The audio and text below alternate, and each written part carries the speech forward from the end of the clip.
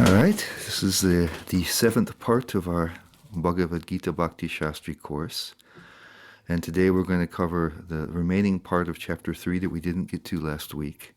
That'll be verses 36 through 43. That'll conclude that chapter.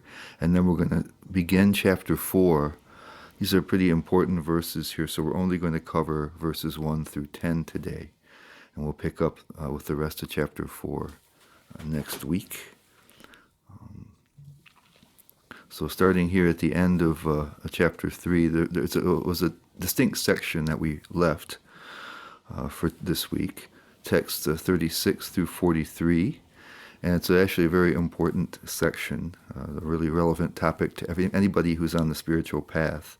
This overcoming kama, or Prabhupada translates it as lust, and in just kind of more literally just means desire or selfish desire.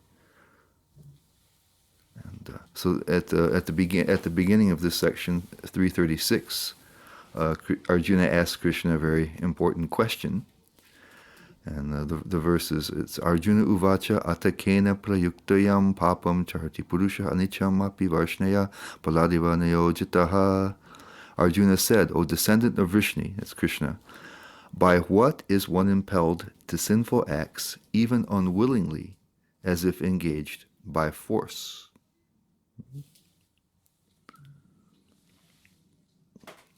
And then Krishna gives him the answer in 337. Says the Supreme Personality of Godhead said, it is lust only, kama, which is born of contact with the material mode of passion, and later transformed into wrath, and which is the all-devouring sinful enemy of this world. So desire, or lust. So we're going to look a little bit at the definitions that are given. Prabhupada, in this particular verse, he translates it as lust. But later in many other places, other verses, he translates it just as desire. That's kind of the more literal meaning. But we'll see actually that lust works quite well. And if we have the English dictionary definition, I got this from the Oxford Dictionary. And one meaning is this very strong sexual desire. And so usually when we talk about lust, we think of it that way, as having a strong sexual component. But also it just means more generally a passionate desire for something. And that's more the meaning that's given here. But also the first part, the strong sexual desire, also is relevant. And Srila Prabhupada identifies here in Bhagavad Gita 339 in his purport, and also other places in his writings. He identifies sexual desire as the quintessential type of desire. It's the one that's kind of the purest form of desire, the most intense one, the most pervasive one.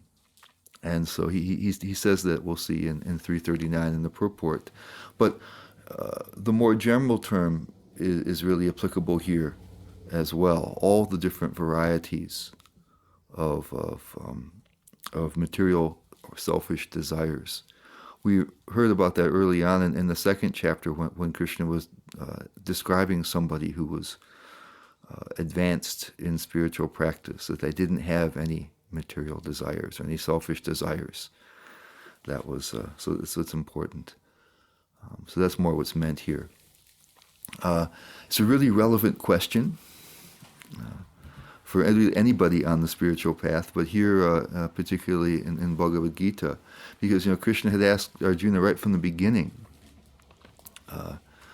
that he should do the right thing. Arjuna wanted to avoid the battle, which was his duty according to Dharma, and he wanted to avoid it. And Krishna was telling him that was going to produce not something good. Arjuna thought he was doing it for good, but it was going to produce sin for him. It was going to infamy, misfortune. That it was a very bad thing to do, and that he should do what his dharma was. That would provide good fortune, fame, everything good. So he had to do the right thing, despite his desire to do something different. And then even further, he said that if you want to really make spiritual progress, understand yourself as an eternal spiritual being, then you do the right thing without selfish motivation. But generally, we do things. We ask people, when somebody does something, we wonder, what is the motivation? That's a natural question. And so generally, we want to get something or avoid something. It has something to do with this attachment and aversion. It has something to do with that. So otherwise we don't do things without motivations like that. So Krishna tells Arjuna that he should act without any selfish material desires. That we call that karma yoga or nishkama karma yoga without desires. So you can see then how having desire, having kama, fights that. It's hard enough just to do the right thing. Arjuna was asking, what is it that causes me to do things that are wrong? Almost as if I'm forced to do it. I don't want to. That's not my desire, but I have to do it anyway. So it's hard enough even to do the right thing, but how to do the right thing even without being motivated. Because Krishna was mentioning to him that if he does the right thing, good things will happen to him. So there's a motivation there. It's a little easier. Even then it's hard.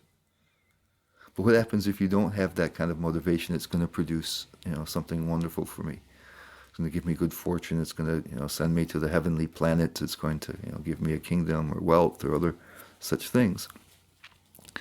And then also he mentions in verse 334 that he has to act without being controlled by attachment and aversion. That attachment and aversion are deeply rooted things. It's actually it's built into even the lower organisms.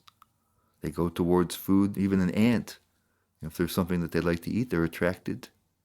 If you step next to them, they feel that they're in danger and run.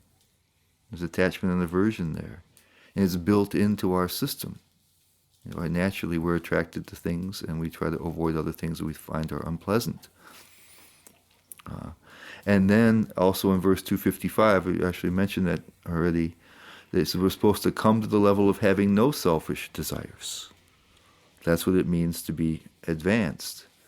So this powerful force, kama, desire, lust, which can even cause us to act in ways we don't want to do. As we can see, it's a powerful disturbance in all of these different things. And for anybody on a spiritual path, we need to have a certain level of self-control. To do anything, it doesn't even a non-spiritual path, any kind of directed activity, we have to be able to have some kind of self-control to be able to do what we want to do. So it's a very relevant question. Here we're going to look at, in the verses, that it gives a list of the different kind of qualities and effects that this kama has, so we'll understand maybe a little more clearly about what we're up against. And it says, Maha Ashana. It's all devouring, which means it can't be satisfied. If you give in to it, it isn't satisfied. It simply wants more. There's a verse in the Upanishads that says there's not enough material in the whole universe to fully satisfy even one person. There's another, in the Srimad Bhagavatam, there's an example of Vamanadev who says that if he's not satisfied with the bare necessities, the whole world can't provide enough for him to be satisfied. So that the desires simply multiply. It's Mahapapma. Prabhupada defines it as greatly sinful.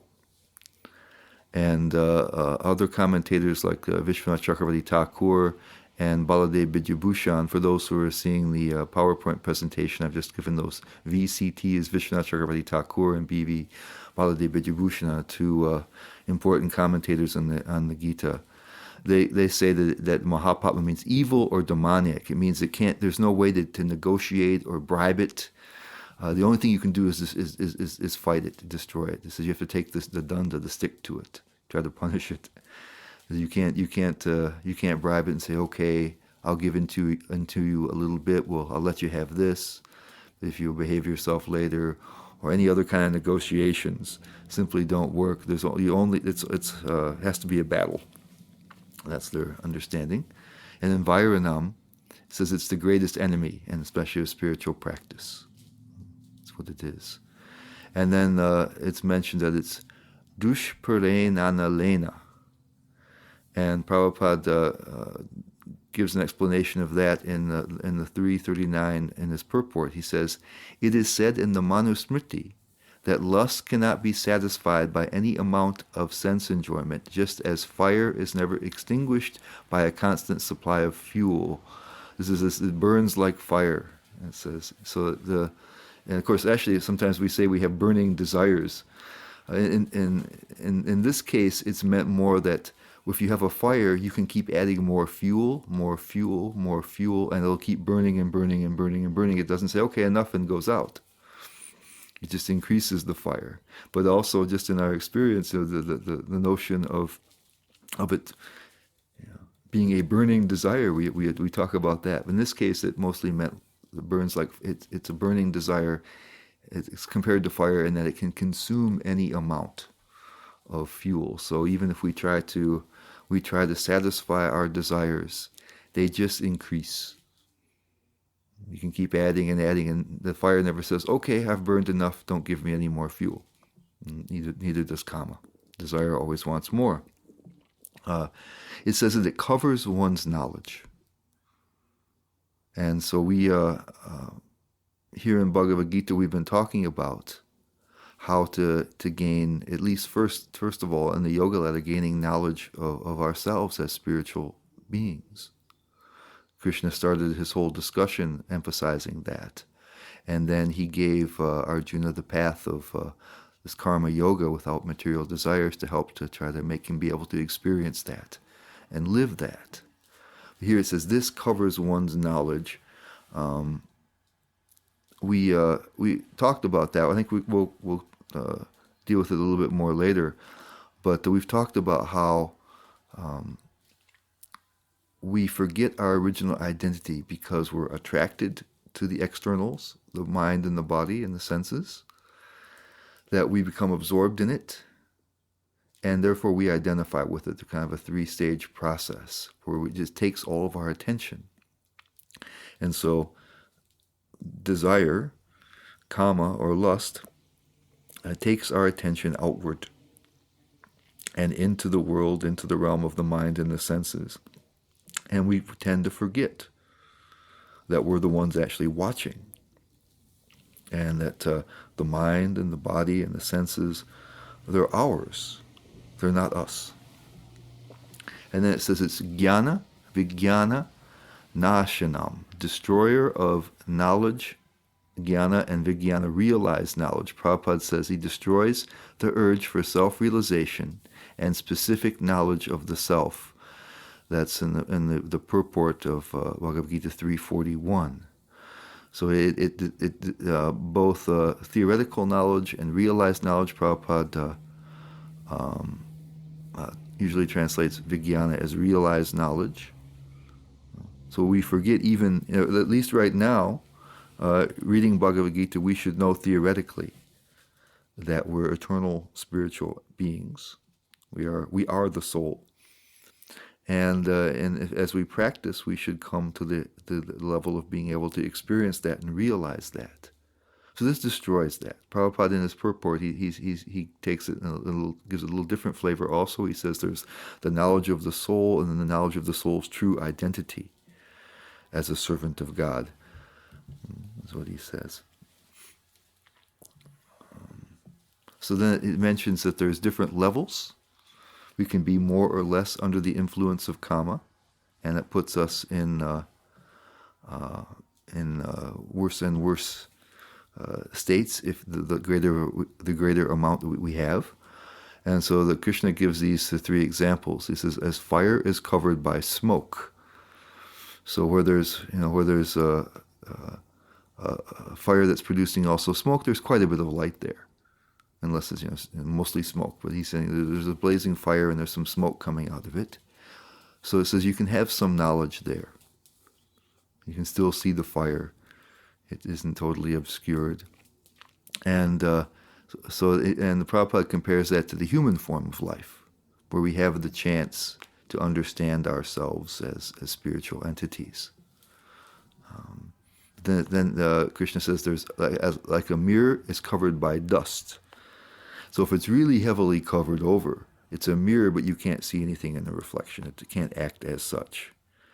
And so there's no least knowledge of self-realization that's present there. And Prabhupada compares that to the animals, and the birds, the animals, and such things. And then Krishna gives the other example or analogy as the embryo is covered by the womb. And there's no knowledge, it's nearly unconscious. And Prabhupada says it's like plants or trees. Basically no consciousness is left, so there's no hope at all from that state for anything, any spiritual knowledge whatsoever. And then Krishna reveals that kama has certain places where it resides. There's certain locations. Sometimes they say that there's certain the enemy has taken over certain strategic locations or cities in our kingdom. And that's sometimes the commentators have talked like that. Prabhupada also. So the first place it says it takes over or resides are the indriyani, the senses. And how that functions is that the senses want to enjoy the objects of the senses, the sensations. We want to see something beautiful. We want to touch something pleasant. We want to taste something pleasant. We want to hear something pleasant. To do things that are pleasant. We want to enjoy the objects of the senses. Then there's the mind, the manaha. And Prabhupada says that the mind is the reservoir of all ideas of sense gratification, and that's in 340 in the purport. And then Baladeva Jabushan, he says that it's that determination, that deciding to pursue sense enjoyment, the decision-making capacity. Prabhupada oftentimes says that the mind accepts and rejects. An idea comes and we decide, yes, I'll do that, or no, I don't like that idea. I remember as kids, we used to sit around and we would keep making proposals about, should we do this? And somebody would say this, and we'd, no, and finally we would decide to do something, hopefully. And then buddhi, the intelligence. And Prabhupada says, lusty intelligence influences the spirit soul to acquire the false ego and identify itself with matter, and thus with the mind and the senses. And that comes from the text 340 in the purport. And so here he's talking about how kama deals with our knowledge of ourselves, and how it mentioned how it covers over our knowledge.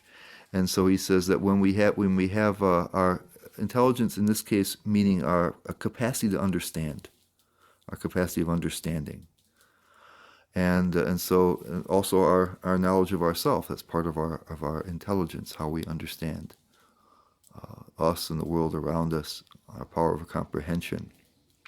So when we have that, when we want to enjoy the objects of the senses, then the intelligence focuses on that, begins to think that the body and the senses and the mind are us, rather than we're the spiritual observer of things. And so it says we acquire the false ego, which is that false identification with matter and with the mind and the senses. So it says it leads us to, that's where Prabhupada is talking how it covers our knowledge in that sense. We are, again, we're focusing on external things. There are objects of desire. They're taking up our attention and our focus and our time. And so we begin to think, this is me. This little avatar that we have, the body and the mind are me.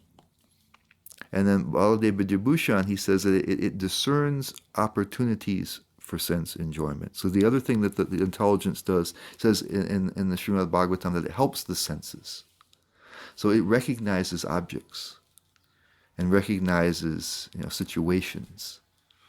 So if we have a specific desire, we're outside. It's a hot sunny day. Through your intelligence, you may notice a nice little shady spot under a tree. And when you recognize that, then of course you can go take advantage of it. So these three things, the senses themselves, the mind, or the intelligence, are places where desire or kama reside. And we can see that any one of them can initiate the sequence that leads to trying to fulfill that kama. Sometimes the senses speak up first.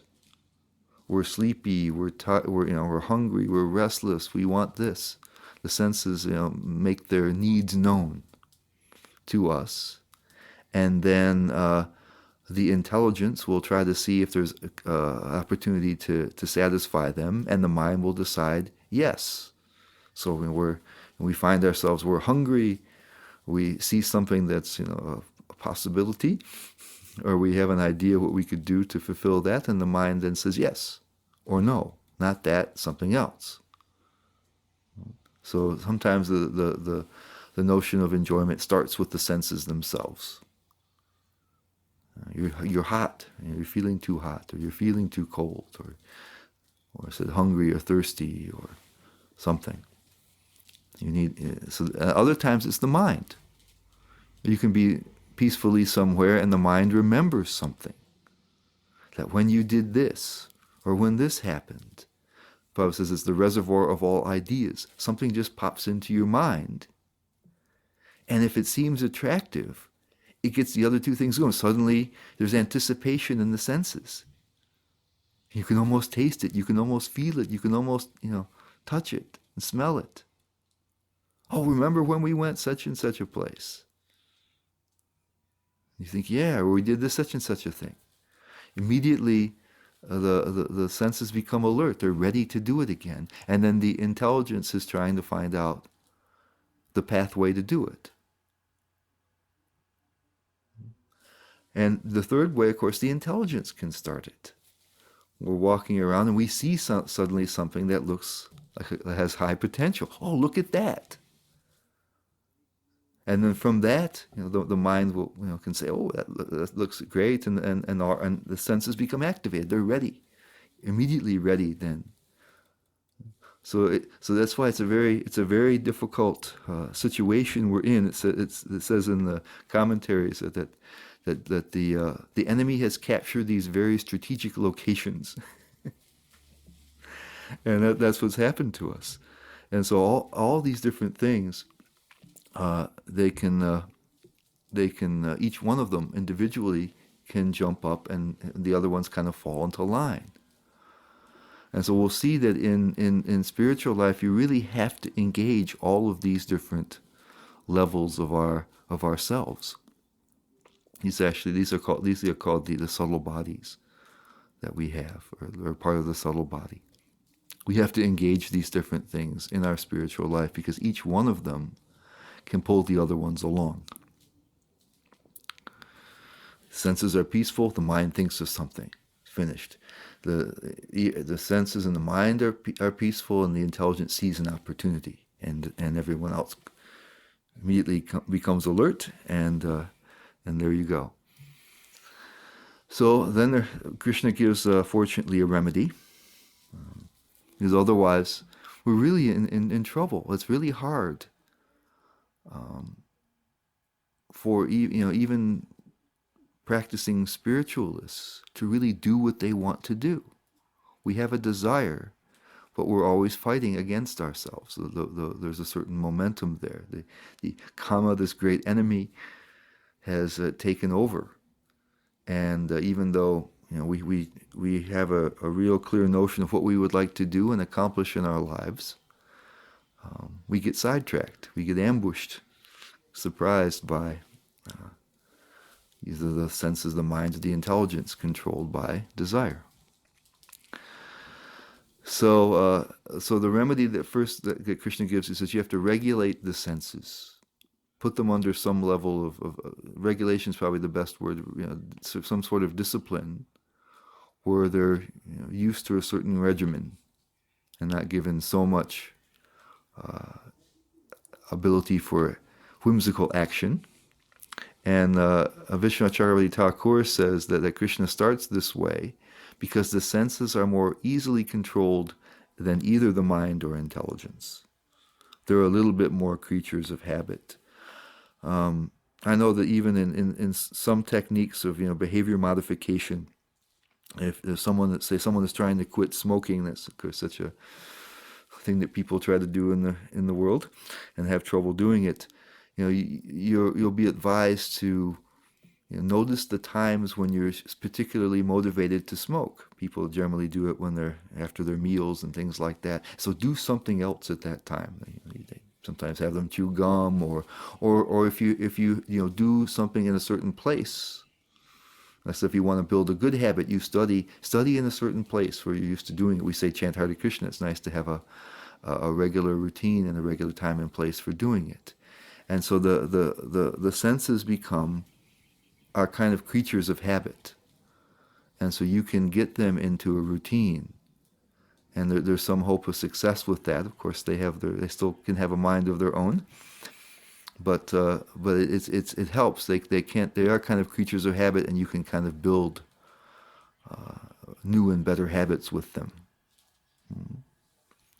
And Baladev Vijayabhushan says that Arjuna should regulate the senses by his practice of karma yoga. We in chapter 3, we earlier in the chapter we had this debate as to whether Arjuna should continue to act, even though he's trying to understand that he's a transcendent spiritual being, or not, whether he should just cease all activity. And so this is another confirmation that it's beneficial for him to act in the appropriate way, that this actually leads to his deeper realization of himself and the goal, where otherwise simply trying to stop all action in an immature stage will simply be a failure. His realization isn't deep enough. Bhikwai kama. Okay?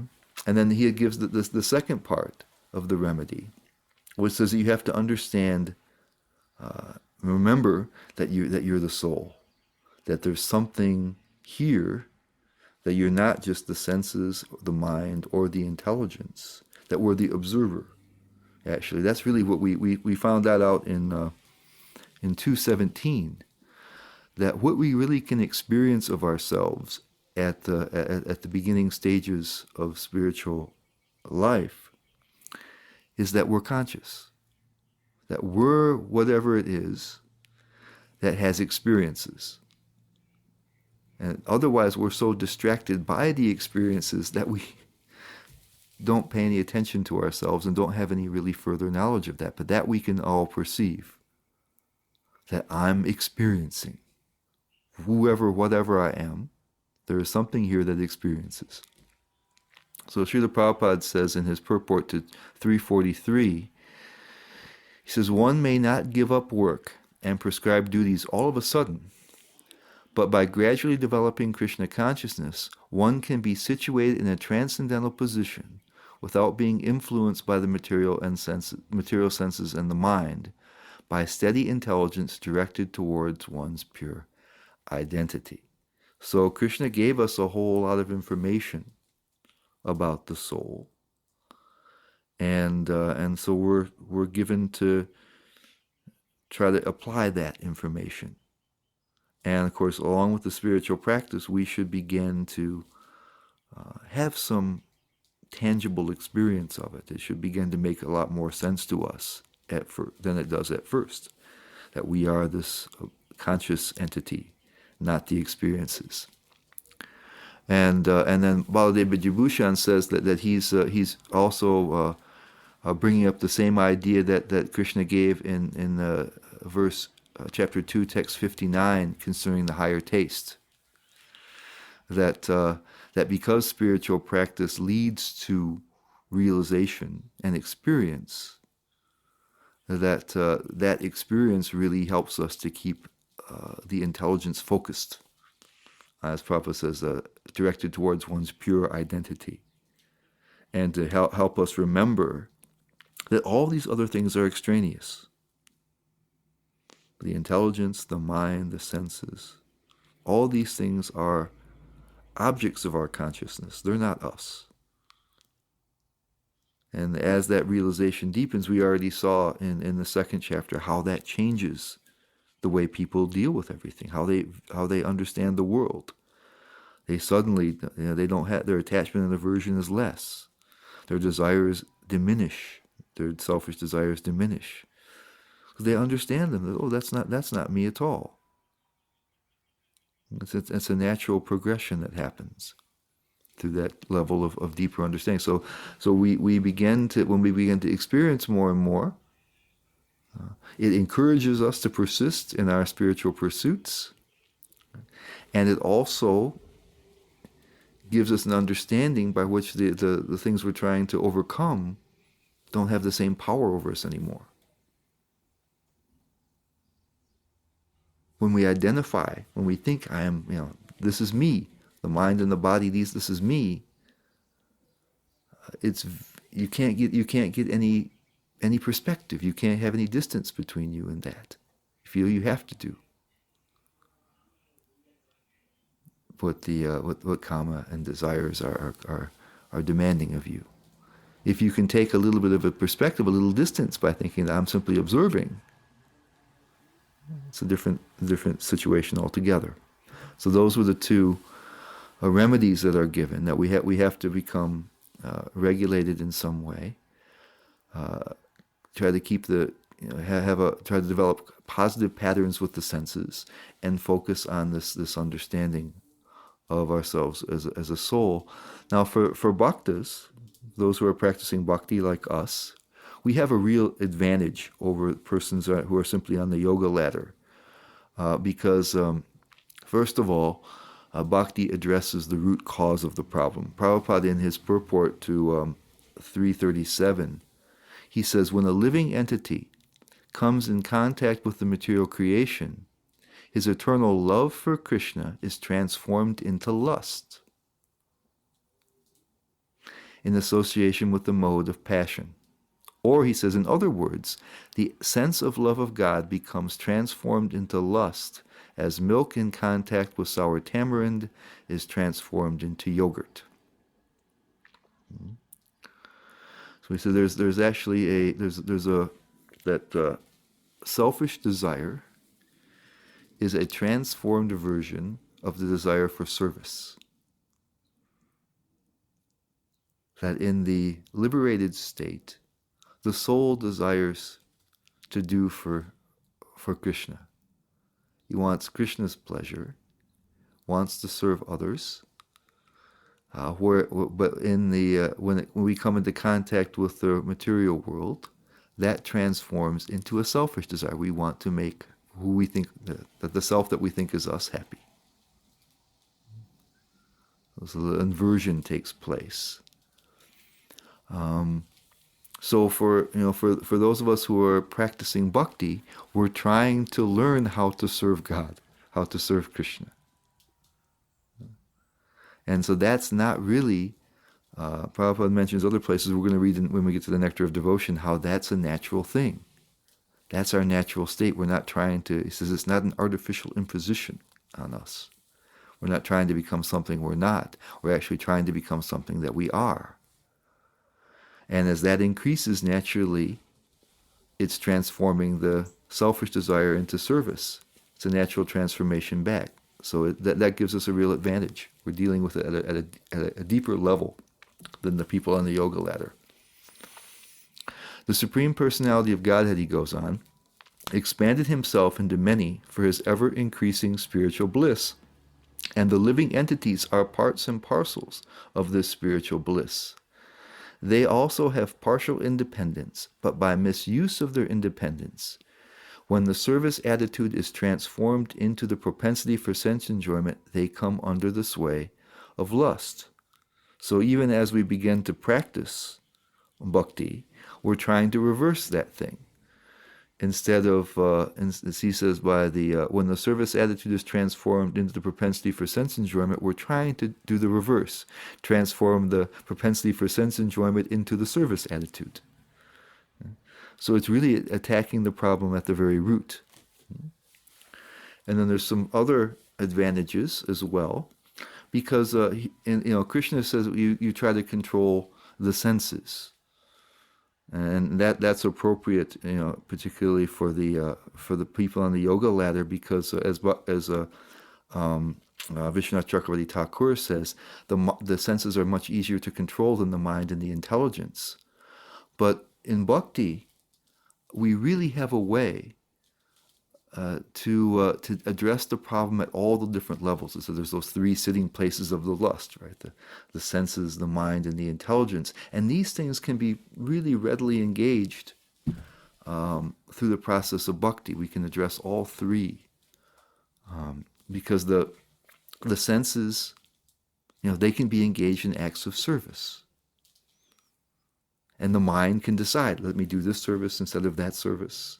And the intelligence can be doing what it does. Instead of looking for opportunities for enjoyment, it can be looking for opportunities for service. The mind, instead of having all these different, being a repository of all desires for sense gratification, as Prabhupada says, it can be a repository for all kinds of ideas of doing service. And the senses, they can be engaged in service. There's so many different ways we can serve, and we use all of our faculties to do that. And so rather than just first focusing on the senses and then relying upon our realization of ourselves as a spiritual being to overcome the kama in the mind and in the intelligence, we more directly can engage on all those different levels in bhakti. And the other huge advantage, because Baladeva Vijayabhushan says that it really takes that experience of the higher taste, bhakti affords a really easy access. There are people that tell you that they tasted prasadam one time, or they heard the chanting one time, and that they felt such a powerful thing from it that they became devotees of Krishna and took up the path of bhakti. That very early on, through we have agencies where we can kind of directly contact Krishna through food offered to Krishna, Krishna prasadam, through the Hare Krishna Mahamantra, through the stories and philosophy about Krishna. Through the years, that way we can understand. So there's so many different ways we see the deity form. There's so many different ways we have that we experience this contact with something higher. And so that's much more available to us than someone on the yoga ladder who's very slowly trying to understand how they're a spiritual being. And they're really trying to understand just how they're a soul. And we're getting contact immediately with Krishna, the Supreme Soul. Because if we can understand, come to the point where we understand that we're souls, it says we will become very self-satisfied. The soul doesn't need anything. We heard how it was changeless. And so as souls, we're not supposed to, that's why we don't have desires. That's why when somebody realizes themselves as a soul, all their desires go away, their kama goes away, because they're fully satisfied. By nature, we're fully satisfied. But because of kama, we're feeling that we're not, that we're lacking things, and that's drawing our attention outwards. But when the soul is in contact with the Supreme Soul, Krishna, then there's not just self-satisfaction, but there's ananda, or bliss, in a huge way. So we get a little bit of taste of that, not just self-satisfaction, but super-satisfaction that comes from contact with Krishna. So there's a real advantage that we have in trying to overcome this problem by practicing bhakti. In the purport of 341, Prabhupada says, when love of God deteriorates into lust, it is very difficult to return to the normal condition. Nonetheless, Krishna consciousness is so powerful that even a late beginner can become a lover of God by following the regulative principles of devotional service. So, from any stage of life, or from the time of understanding its urgency, one can begin regulating the senses in Krishna consciousness, devotional service of the Lord, and turn the lust into love of Godhead, the highest perfectional stage of human life. It also is giving the understanding that because of the advantages that bhakti has, we don't have to be particularly qualified to begin. from the yoga ladder, one has to right away, even to enter into that kama yoga without material desires, one has to have a high level of self-control. And here in devotional service, Prabhupada says it's very difficult, but at any time we can begin, and there's every chance of success. That's because of the advantages we spoke about previously, really. Immediately there's some taste of something higher. That doesn't happen with somebody in the nishkama karma yoga, the karma yoga without doing the right thing for the right reasons, without desire, until sometime later. It takes some time for that to really act. Okay, so that concludes our chapter 3. We've been talking all along about how the necessity of acting in a certain proper manner and trying to overcome this attachment and aversion and fear and anger and hatred and all these kind of things. And so the last part of that chapter really addresses that directly. Why is it so difficult? And how can we move to change that? So here in the beginning, we're going to cover only verses 1 through 10. These are kind of important verses. And here Krishna begins to reveal himself in them. And it begins again with Arjuna has a question. First, Krishna gives some further information to Arjuna. He says, the personality of Godhead, Lord Krishna said, this is in text number 1, I instructed this imperishable science of yoga to the sun god, Vivasvan, and Vivasvan instructed it to Manu, the father of mankind, and Manu, in turn, instructed it to Ikshvaku. And verse 2 is, this supreme science was thus received through the chain of disciplic succession, and the saintly kings understood it in that way. But in course of time, the succession was broken, and therefore the science as it is appears to be lost.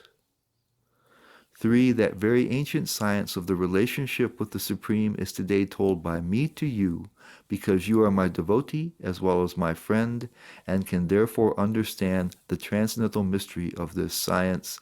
Before we get to the question, there's a nice hint about what it takes to really deeply understand the Bhagavad Gita. And one has to be, Prabhupada says, a devotee of Krishna.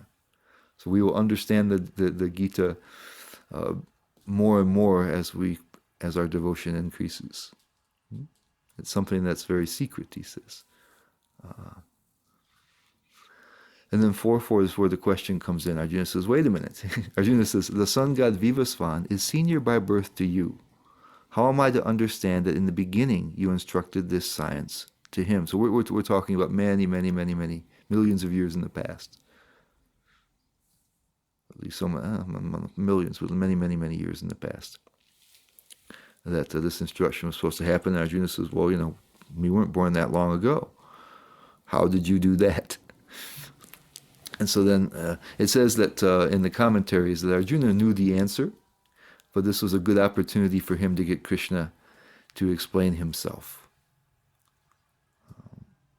As we'll point out at the end, Krishna had already indicated, that people should be conscious of him even if they're on the yoga ladder, when performing their activities. That was required. That they should fix their consciousness on him, and they should dedicate their actions to him, surrender their actions to him.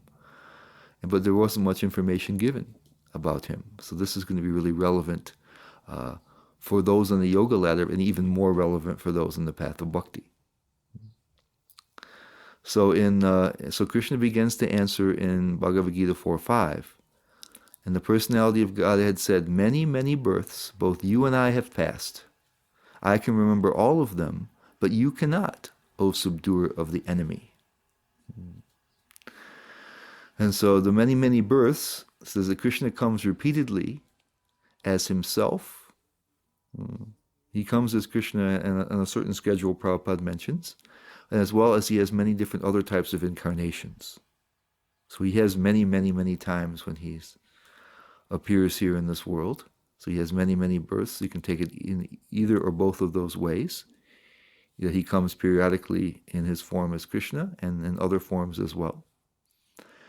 And then Arjuna is an eternal associate of Krishna, and appears with him when Krishna appears as himself or as another incarnation. So some Arjuna is always with Krishna in some way.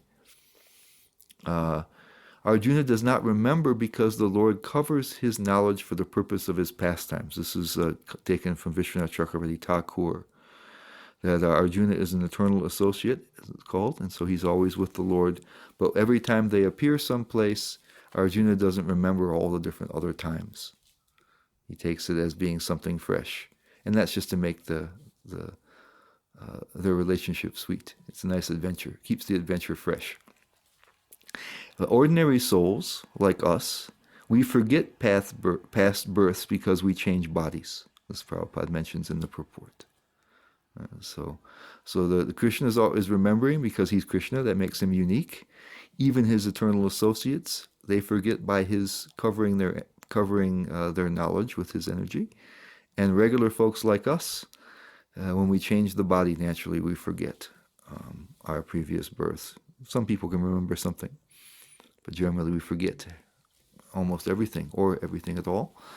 And then Prabhupada, in the purport to this verse, he gives a couple of interesting things. He says, devotees like Arjuna are constant companions of the Lord, and whenever the Lord incarnates, the associate devotees also incarnate in order to serve the Lord in different capacities. Arjuna is one of these devotees, and in this verse it is understood that some millions of years ago, when Lord Krishna spoke the Bhagavad Gita to the sun god Vivasvan, Arjuna, in a different capacity, was also present. Yes, millions of years ago. So although Arjuna is addressed herein as the mighty hero who could subdue the enemies, he is unable to recall what had happened in his various past births. Therefore, a living entity, however great he may be in the material estimation, can never equal the Supreme Lord. Anyone who is a constant companion of the Lord is certainly a liberated person, but he cannot be equal to the Lord. So here it says that when Krishna instructed the sun god, he was likely in a different type of incarnation, and so it says Arjuna was there in a different capacity.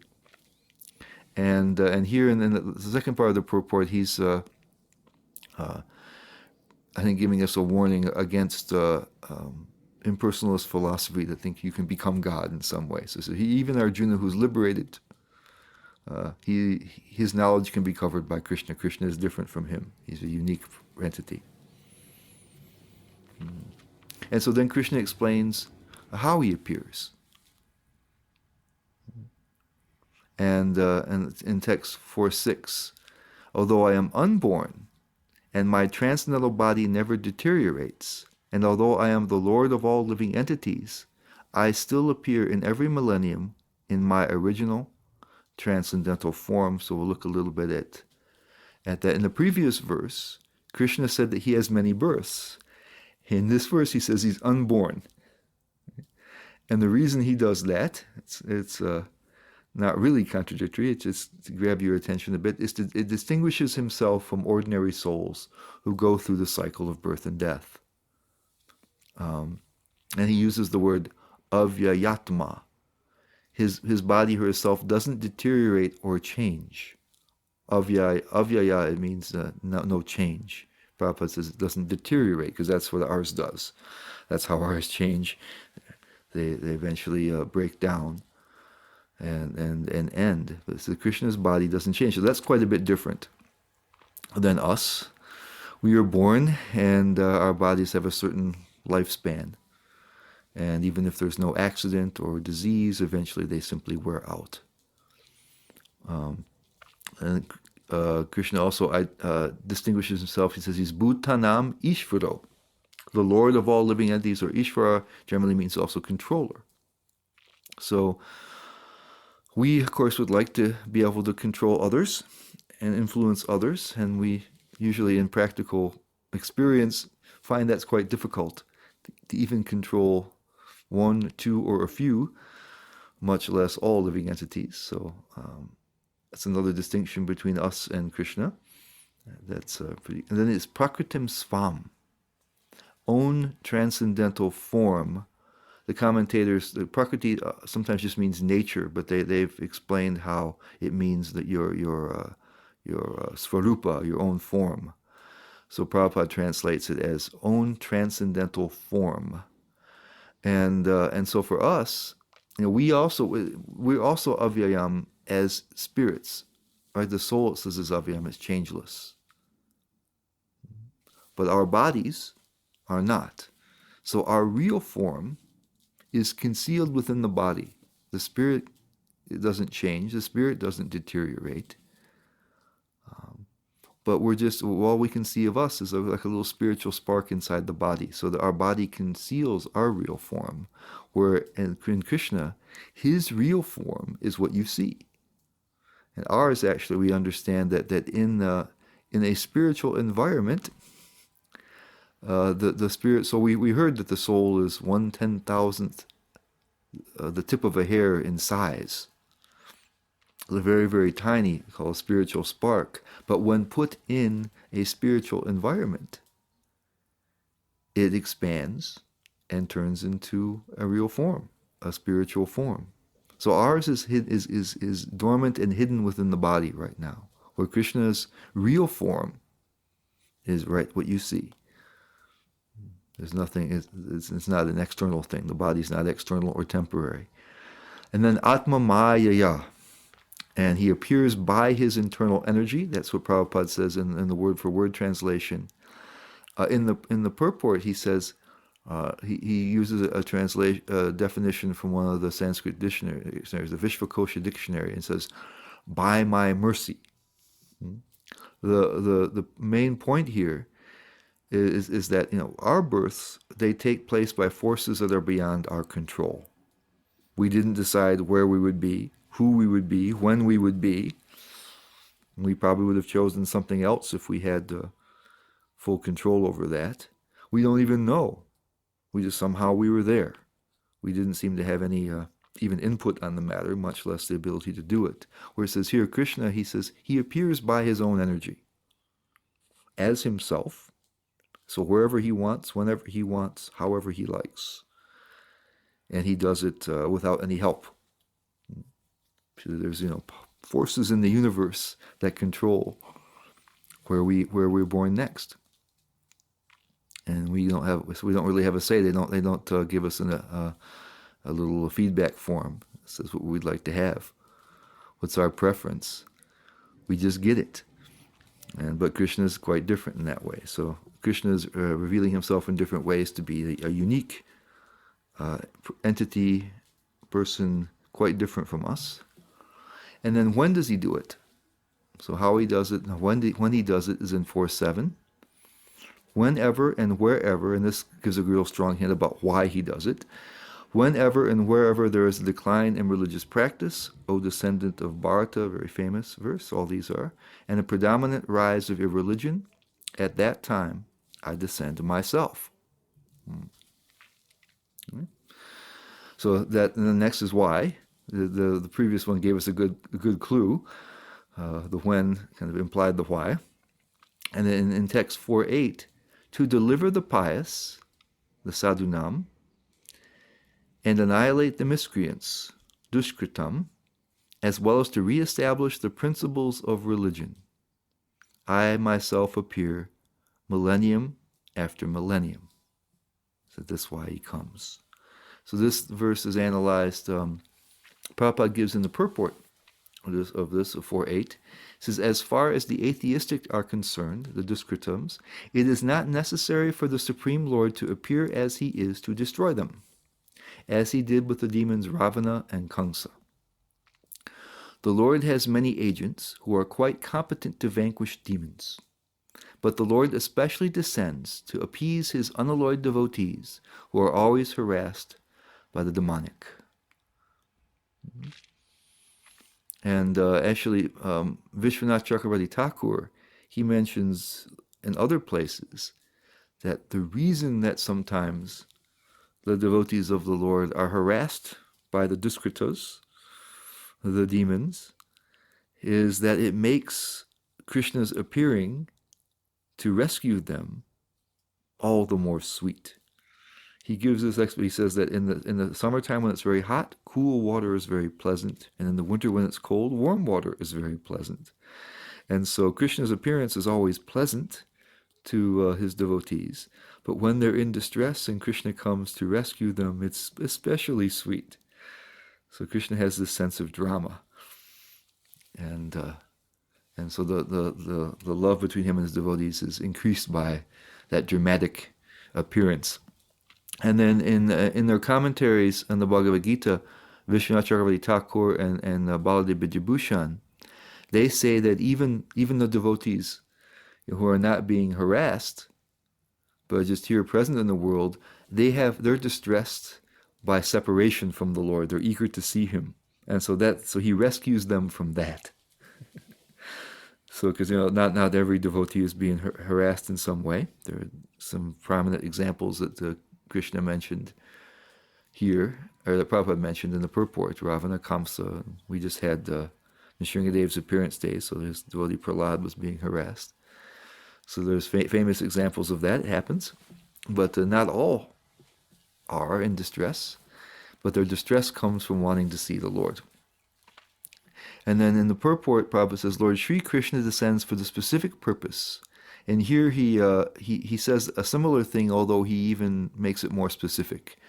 He says, Lord Sri Krishna descends for the specific purpose of mitigating the anxieties of the pure devotees, who are very anxious to see him in his original Vrindavan pastimes. Therefore, the prime purpose of the Krishna avatar is to satisfy his unalloyed devotees.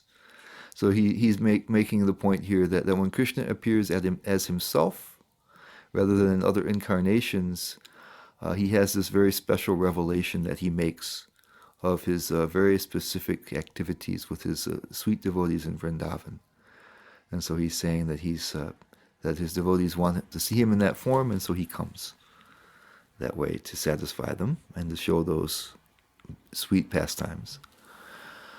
And then Prabhupada says in the purport of the previous verse, because he doesn't talk so much about the establishing Dharma in this one. He kind of did that in the previous verse where it says he comes whenever the Dharma is disrupted. He says that in each and every incarnation, he speaks as much about religion as can be understood by the particular people under their particular circumstances. But the mission is the same, to lead people to God consciousness and obedience to the principles of religion.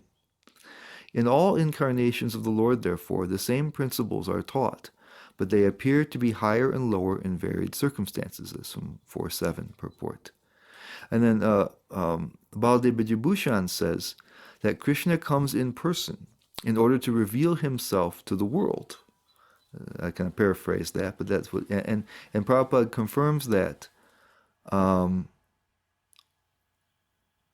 the 4.7's purport. He says, and the Lord directly orders at the end of the Gita that the highest principle of religion is to surrender unto him only and nothing more.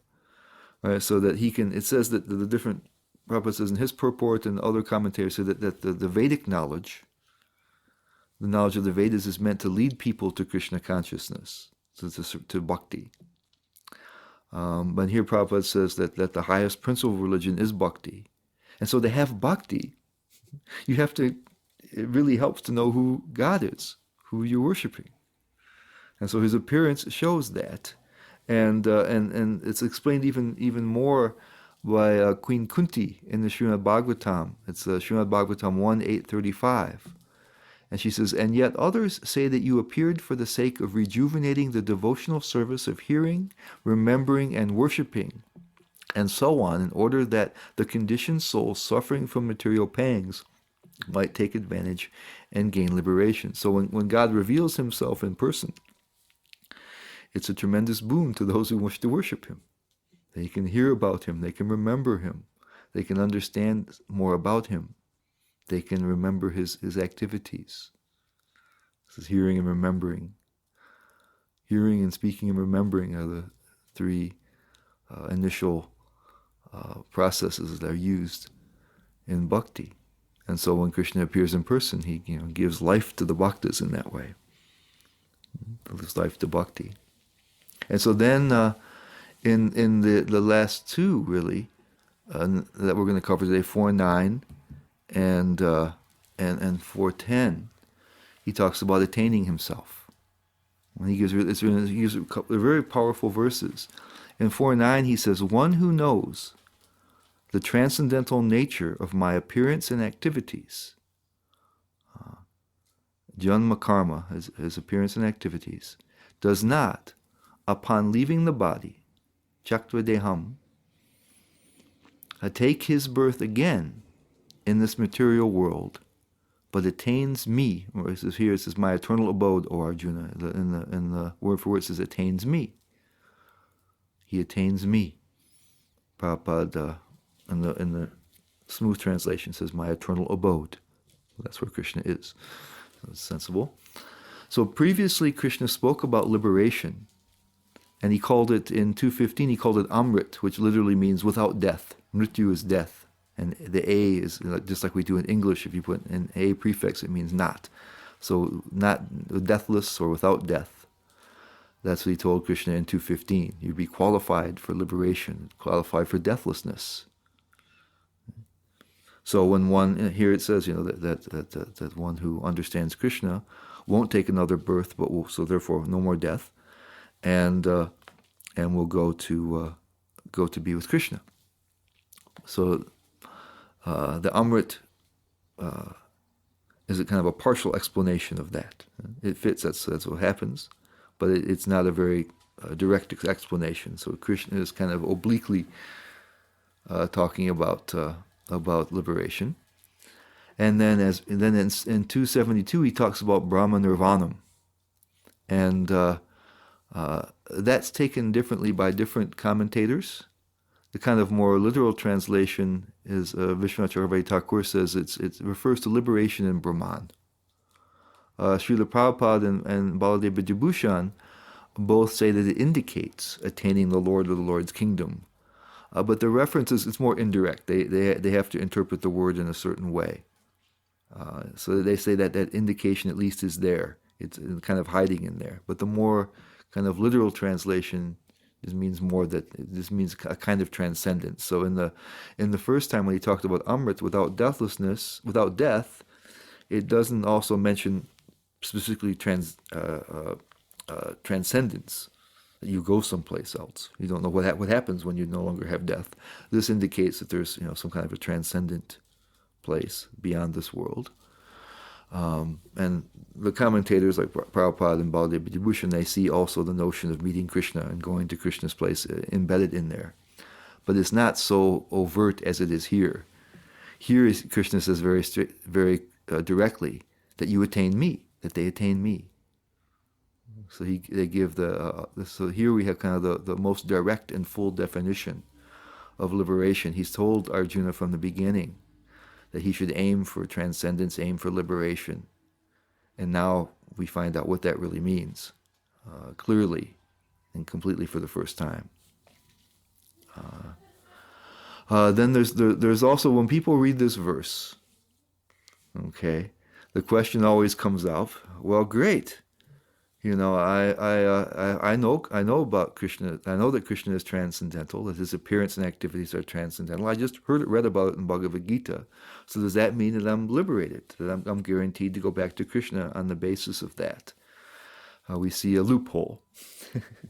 Think opening up. So great, I know that. But Prabhupada explains it a little more differently. Of course, there's that interesting word there, Veda Tattvataha. Veda means to know, and Tattvata means in reality. Prabhupada translates it as in reality.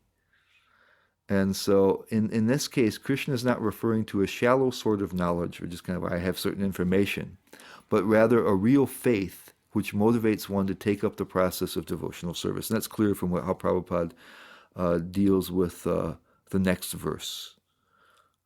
So what's supposed to happen is we're supposed to hear about this.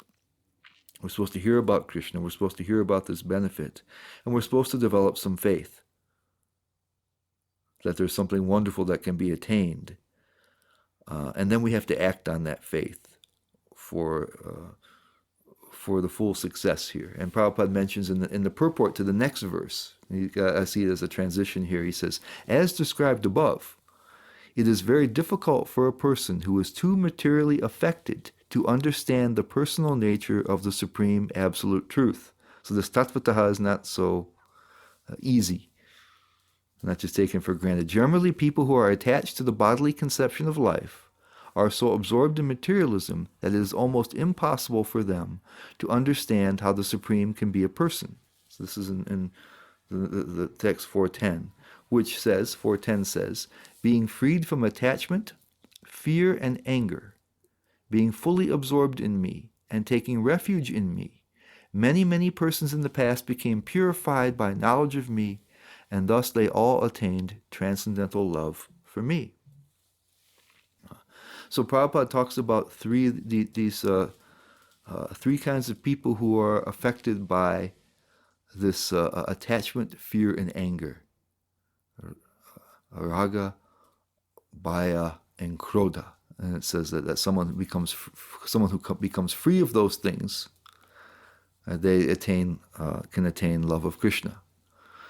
And we already heard it back in the second chapter, how those who are realize, at least in the soul, start to become free of those things. And so Prabhupada talks about how people who are affected by those three things, attachment, fear, and anger, have a difficult time comprehending the spiritual nature of the Lord.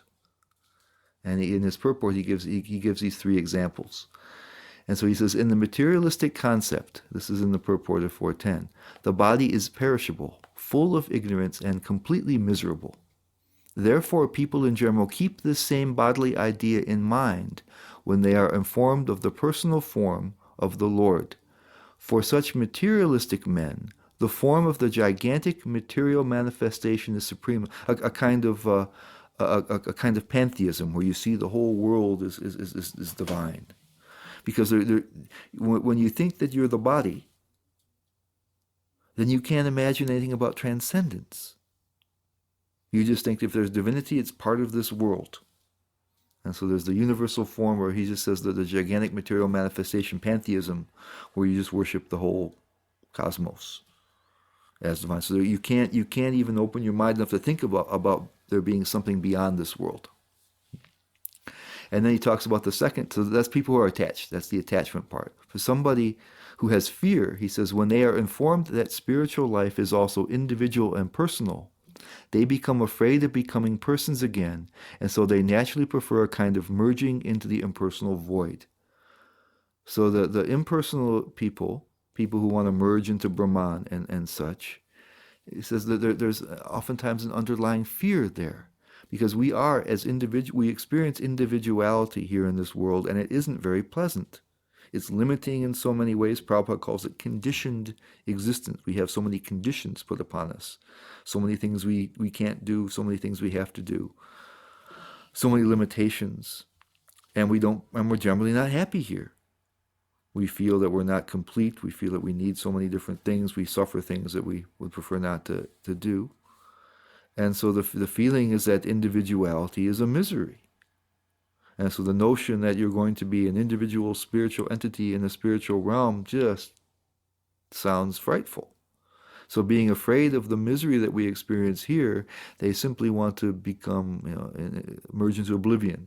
Let me merge with the light. So there's fear under that, and so it's hard to understand oneself and Krishna as individuals, because it's a different kind of individuality that we have there. So then for the one that has anger, he says, furthermore, there are many persons who cannot understand spiritual existence at all. Being embarrassed by so many theories and by contradictions of various types of philosophical speculation, they become disgusted or angry and foolishly conclude that there is no supreme cause and that everything is ultimately void. So they say all this stuff, there's so many different theories, so many different philosophies, so many different spiritual paths. It's all just superstition. None of it, I can't figure out what's what. I think it's just all a bunch of nonsense. Let's just get real. Let's just understand that we're just bodies. We're going to die, and there's nothing beyond that. This life is all there is. So Prabhupada says, to get free from these three stages of the material concept, the attachment, the fear, and the anger, one has to take complete shelter of the Lord, guided by the bona fide spiritual master, and follow the disciplines and regulative principles of devotional life. The last stage of the devotional life is called bhava, or transcendental love of God. So here he's saying that it says we're supposed to know tattvataha about Krishna's appearance and activities. This is very difficult to do as long as we are influenced by this attachment, fear, and anger. And he says to get rid of them, one has to take complete shelter of the Lord, guided by the spiritual master, and follow the disciplines and regulative principles of devotional life. So there's a process involved. Okay, and Prabhupada brings that home very wonderfully here at the end of that same purport, and this will be the end of our presentation today. No, it won't be. Almost the penultimate slide here.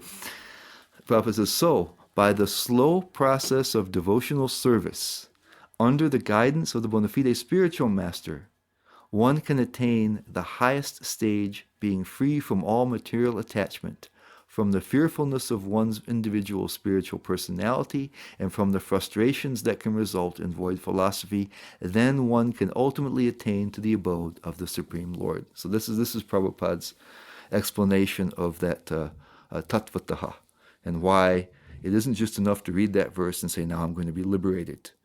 So that you can't understand it in truth unless you're free from this attachment, fear, and anger, and that takes a slow process of devotional service.